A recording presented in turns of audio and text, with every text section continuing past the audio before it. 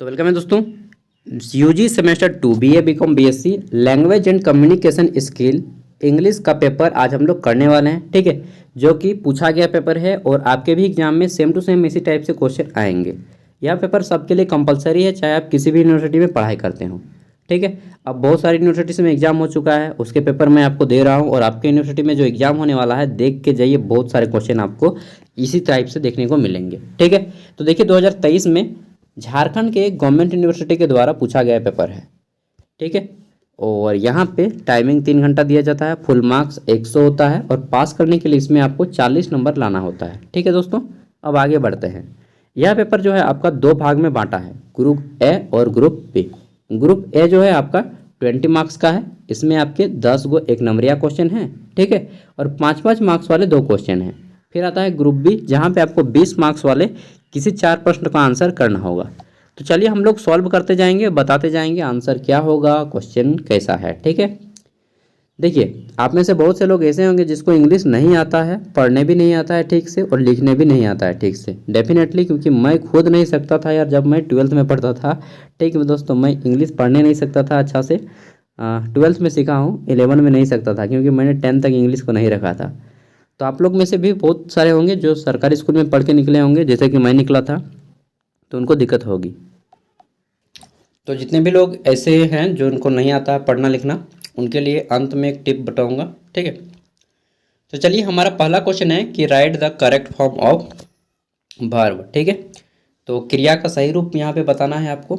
जैसे यहाँ पे पहला क्वेश्चन है, the house dash belong to my uncle. ठीक है, the house belong to my uncle, तो मेरे चाचा का घर है, क्या है, बिलोंग से संबंधित है, तो बिलोंग का हो जाएगा बिलोंग्स।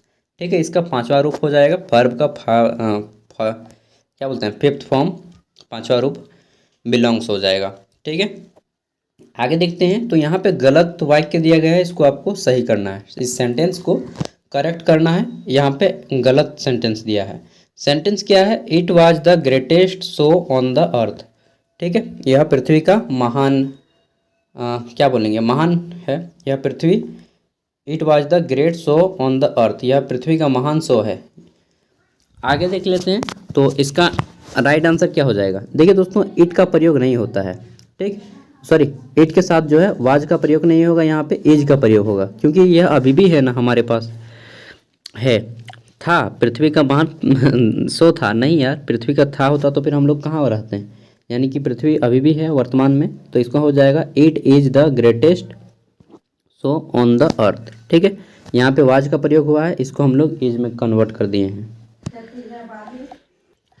आगे देख लेते हैं। तो नेक्स्ट क्वेश्चन है हमारे यहाँ पे, देखिए 3 नंबर है, वॉइस से है।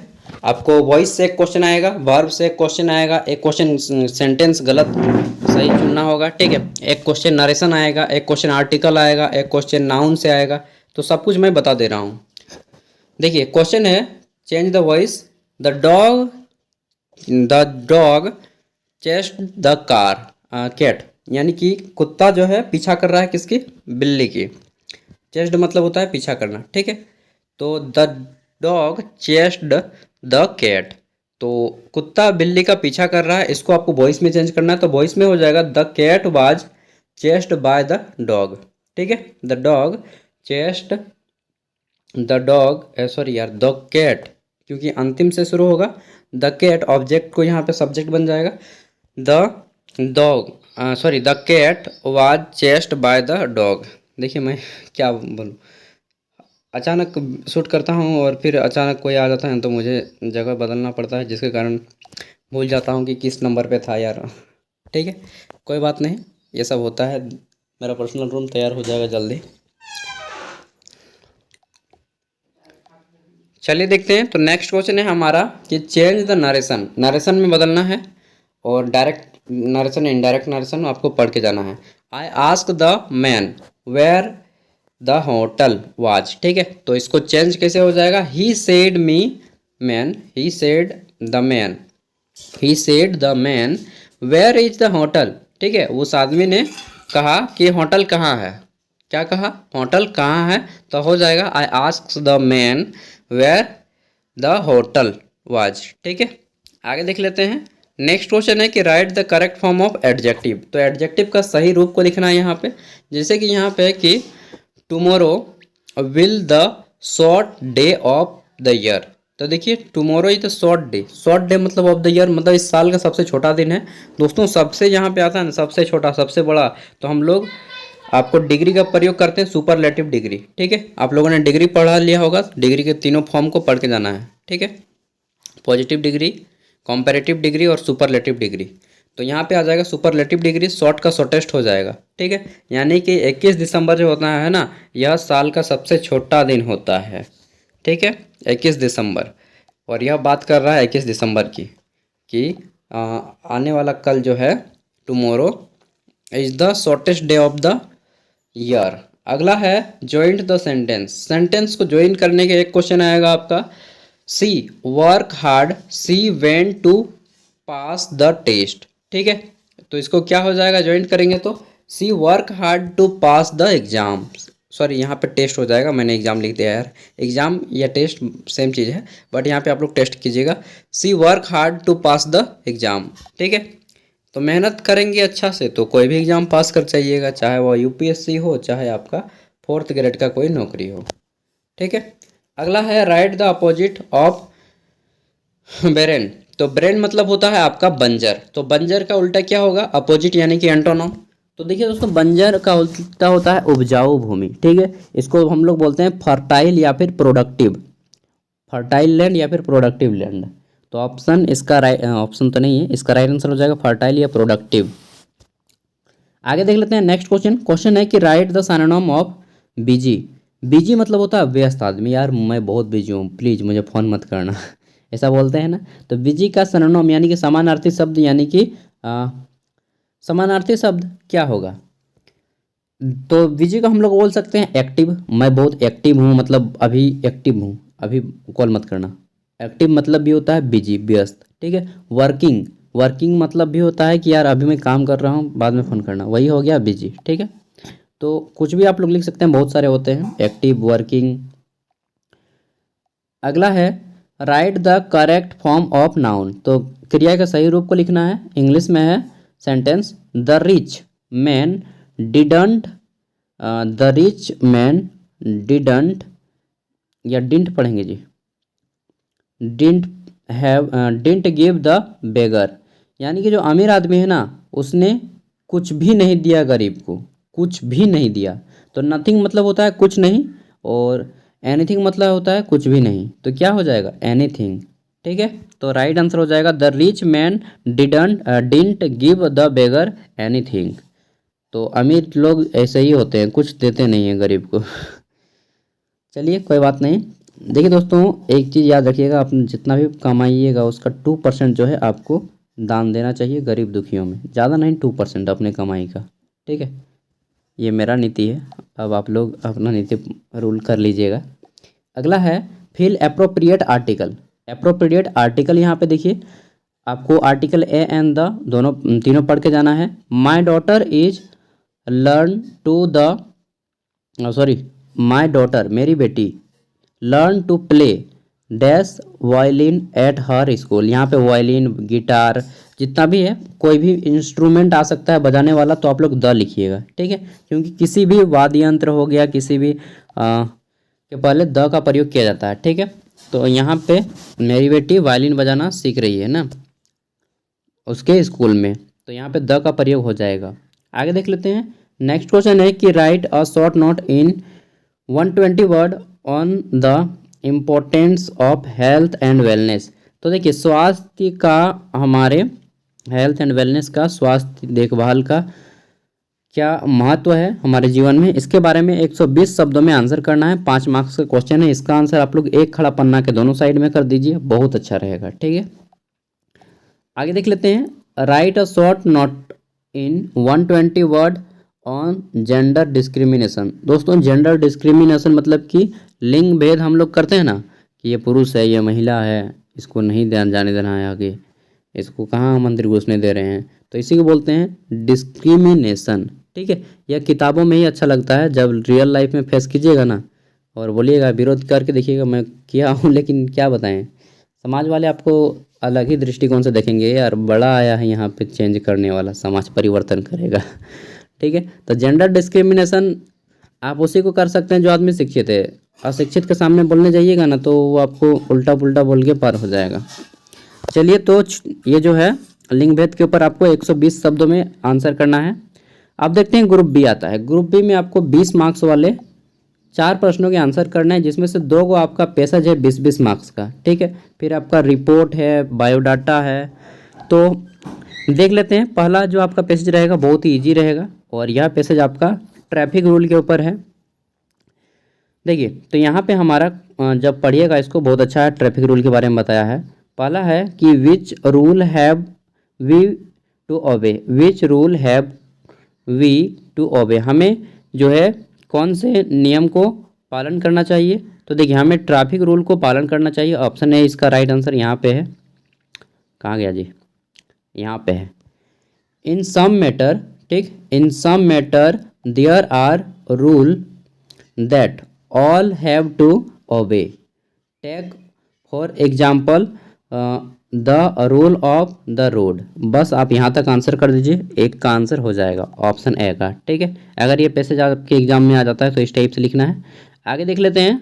तो ये सभी पूछे गए क्वेश्चन हैं जो कि आपके एग्जाम में आने की पूरी पूरी संभावना रखती है। देखिए, अब अगर आपका लक अच्छा रहा तो डेफिनेटली पूछा लिया जाएगा। ठीक है, what is the traffic rule for vehicle in India. तो हमारे भारत में जो है वाहनों के लिए क्या नियम कानून है। तो वाहन बाएं साइड में चलता है। ठीक है, यह नियम कानून है ना जी हमारे भारत में, तो इसी को लिखना है। अब देखते हैं बी नंबर का आंसर यहाँ पे है।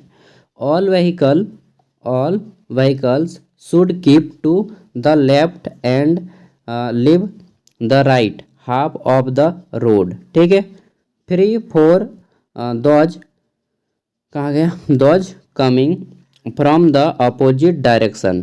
ठीक, this is the traffic rule in all part of India. हमारे भारत के सभी अंगों में ये नियम लगता है। मुझे एक दिन 2000 का फाइन मारा था, क्यों मालूम है।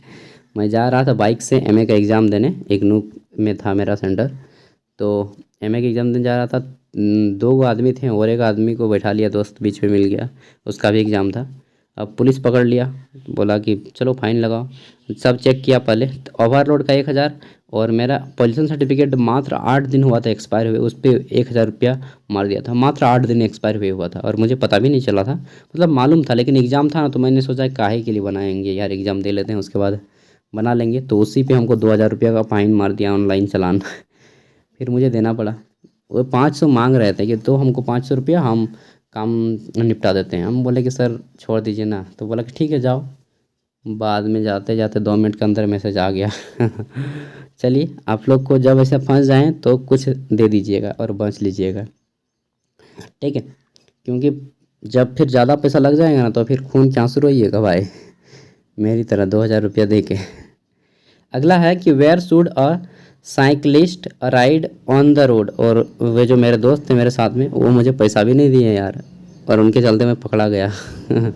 तो आप लोग ऐसा गलती मत कीजिएगा। जहाँ भी अपने डिस्ट्रिक्ट के जहाँ पे हेड में जाएंगे ना, डीसी ऑफिस के सामने किसी भी डिस्ट्रिक्ट में हो, तो ट्रैफिक पुलिस देखें उससे पहले ही आप लोग 2 लोड में आ जाइए। फुल हेलमेट, फुल जूता, बाएं साइड में चलिए, स्पीड लिमिट मेंटेन कीजिए और सभी डॉक्यूमेंट्स रखिए अच्छे से। ठीक है, आप लोग एग्जाम देने जा रहे होंगे तो आप लोग को भी ये बात ध्यान में रखना है।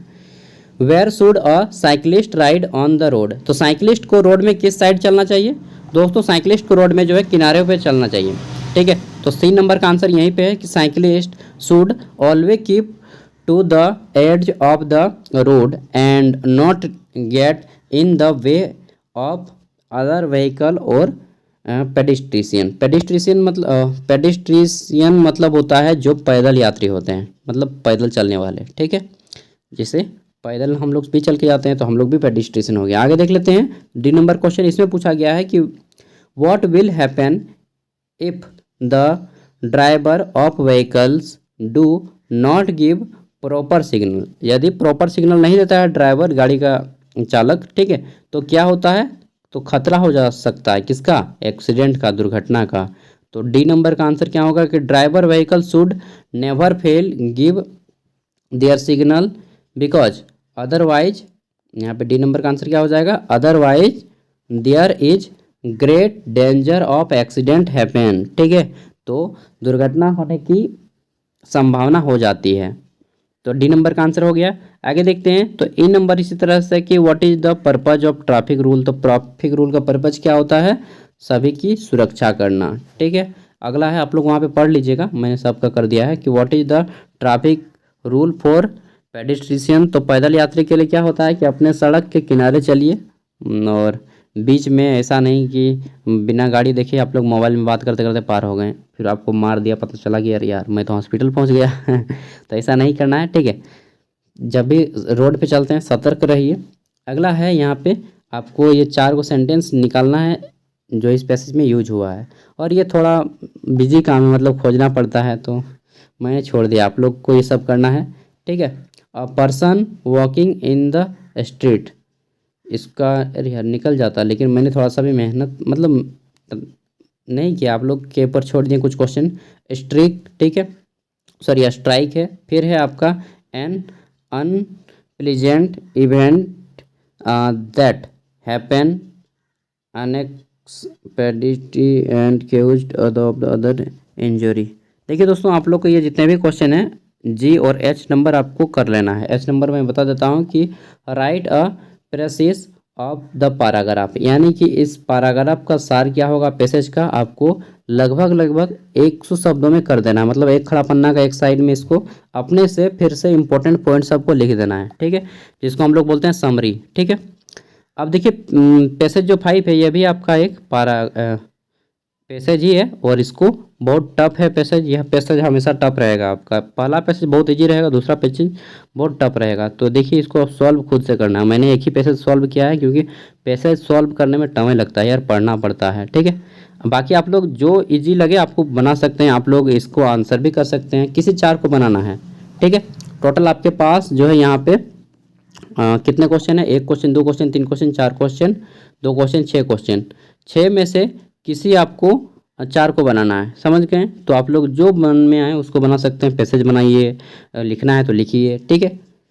देखिए अगला है यहाँ पे, मैं तो कहूँगा सजेशन दूंगा कि आप लोग पहला पैसेज बना लीजिएगा, ठीक है, जो 5 नंबर का पैसेज है, सॉरी 4 नंबर का पैसेज, इस पैसेज को बनाइएगा। पहला पैसेज जो रहेगा वह इजी रहेगा, ठीक है। ग्रुप बी के सामने जो पहला पैसेज आएगा, जैसे ये पैसेज है, ये पैसेज इजी रहेगा।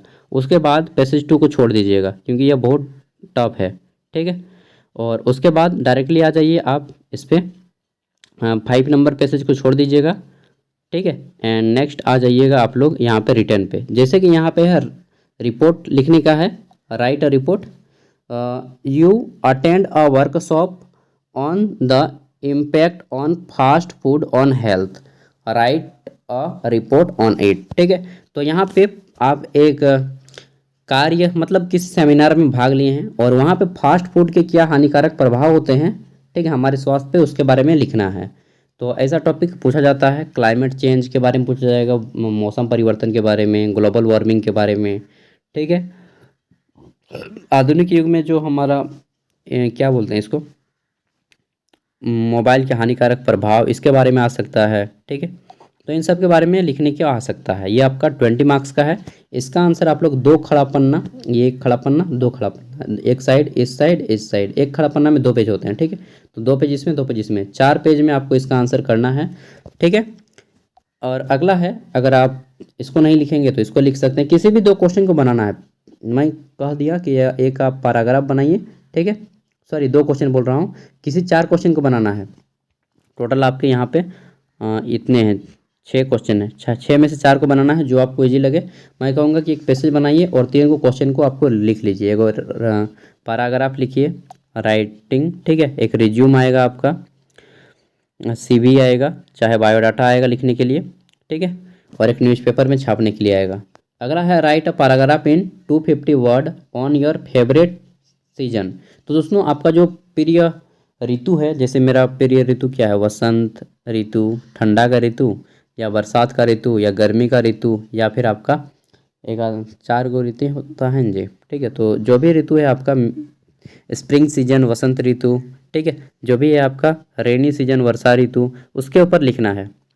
वर्षा ऋतु अच्छा है, लेकिन क्या बताएं, यह नहीं रहेगा तो फिर खाना कैसे खाइएगा। सभी सीजन इम्पोर्टेंट है हमारे लाइफ में और सभी का होना ज़रूरी है। जो आपको ज़्यादा पसंद है उसके बारे में लिखिए।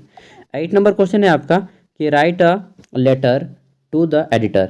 एडिटर को एक लेटर लिखना है किसके बारे में? Newspaper about the open garbage. खुला कचरा है, ठीक है, area situated in your locality. आपके मोहल्ले के सामने या फिर आपके जो एरिया है जहाँ पे आप रहते हैं वहाँ पे कूड़ा कचरा फेंक दिया जाता है, जैसे कि बहुत सारे गांव में मैक्सिमम ये चीज़ें और शहर में भी देखने को मिलता है।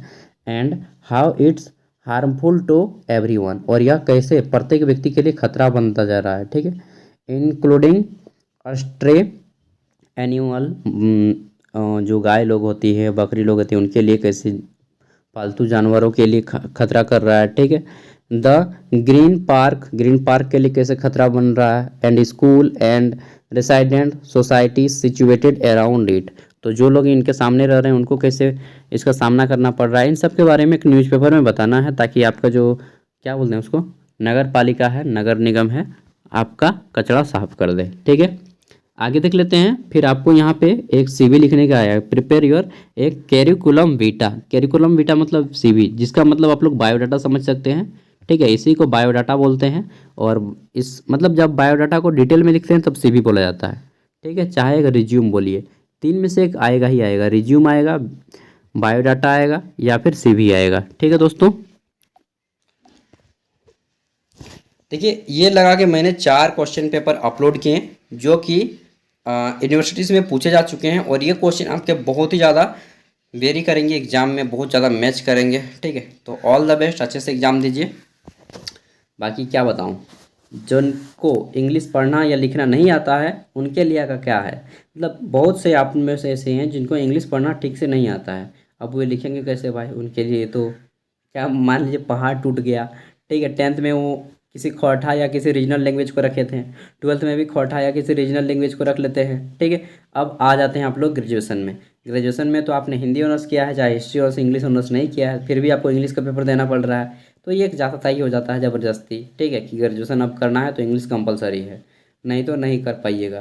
देखिए दोस्तों, मालूम नहीं आप लोग ये इस नुस्खा को कहाँ तक यूज कर पाएंगे और कहाँ तक सही है, लेकिन फिर भी मैं बता रहा हूँ कि आप लोग कुछ नहीं लिखने से अच्छा से है कि कुछ लिख लीजिए। मतलब आप लोग को आंसर कैसे करना है, जैसे व्हाट्सएप चलाते हैं तो व्हाट्सएप में कैसा यूज करते हैं, टेक्स्ट का, ठीक है। टेक्स्ट मतलब जैसे कि आप लोग यूज कर लेते हैं टेक्स्ट में, जैसे आपका हो गया कि आप टेक्स्ट कर रहे हैं किसी को, जैसे कि हम खाना खा रहे हैं तो हम लिख दीजिएगा, हम का क्या होता है, मैं, ठीक, चाहे हम तो हम, HAM हम, वर्ड इंग्लिश के रहेंगे ABCD के, लेकिन जब पढ़ेंगे तो हिंदी प्रोनाउंसिएशन होगा। कुछ इस टाइप से जो व्हाट्सएप में टाइपिंग करते हैं ना, सेम टू सेम उसी टाइप से लिख दीजिए। अगर आपको लिखने और पढ़ने दोनों नहीं आता है तो, और लिखने पढ़ने आता है तब तो बिंदास लिखिए, ठीक है। और उसी तरह से जहाँ पे खाना का फूड आता है तो फूड लिख दीजिए, खा रहा हूँ। अगर आपको आता है ईटिंग लिखने तो ईटिंग। इस तरह से जो भी आपका सेंटेंस बनेगा उस सेंटेंस को ट्रांसलेट करके लिखते जाइएगा, ठीक है। जहाँ पे इंग्लिश आता है इंग्लिश लिखिए, जहाँ पे नहीं आता उसको हिंदी ABCD का अक्षर देके लिख लीजिए, ठीक है। ये तरीका है। अब देखिए, कुछ नहीं लिखने से अच्छा है कि कुछ भी लिख लीजिए, और डेफिनेटली 40 नंबर आ ही जाएगा आपका किसी न किसी तरह से, और नहीं ला पाएंगे तो फेल हो जाएंगे, सिंपल सी बात है, ठीक है। देखिए दोस्तों, जो भी सच्चाई है मैंने आपको बता दिया है। अब क्या बताऊं, इस बार अब ग्रेजुएशन उतना आसान नहीं हो गया जितना पहले हुआ करता था। अब ग्रेजुएशन करने के लिए दोस्तों आपको मैट्रिक की तरह पढ़ना होगा, इंटर की तरह। इंटर तो पार हो जाते हैं, लेकिन मैट्रिक की तरह अब आपको पढ़ना होगा। मैट्रिक में जैसे पढ़ते हैं ना मैथ को पूरा, साइंस को, उसी तरह से अब आपको इंग्लिश मैथ पढ़ना होगा सबके लिए कंपलसरी है दोस्तों। इसके बाद में आपको major paper, IRC paper, mathematical and computational thinking, फिर आपका ग्लोबल सिटीजनशिप एजुकेशन और IVS, जितना भी पेपर है सबको मैं अपलोड कर दूंगा जल्दी। तो आप चैनल पे पहली बार आएँ तो सब्सक्राइब कर लें, क्योंकि यह जो चैनल है आपको पूरा का पूरा ग्रेजुएशन काम में आएगा। बाकी ऑल द बेस्ट, अच्छे से एग्जाम दीजिए, जाइए जो भी लिखिए एकदम लिख के आइए, खाली हाथ मत आइएगा, ठीक है। बाय। इसका PDF का लिंक वीडियो का डिस्क्रिप्शन में होगा, तो आप लोग डाउनलोड कर लीजिएगा। और अगर कोई दोस्त आपका जो पढ़ाई करता हो, इस चैनल के बारे में नहीं जानता हो, उन तक वीडियो को शेयर कीजिएगा। दोस्तों यहाँ पे केवल ग्रेजुएशन के टॉपिक पे ही वीडियो अपलोड किए जाते हैं, और स्पेशली झारखंड राज्य के लिए, ठीक है। वैसे आउट ऑफ झारखंड के भी लोग देखते हैं, बट कोई नहीं, सबको काम देगा। Thank you, bye.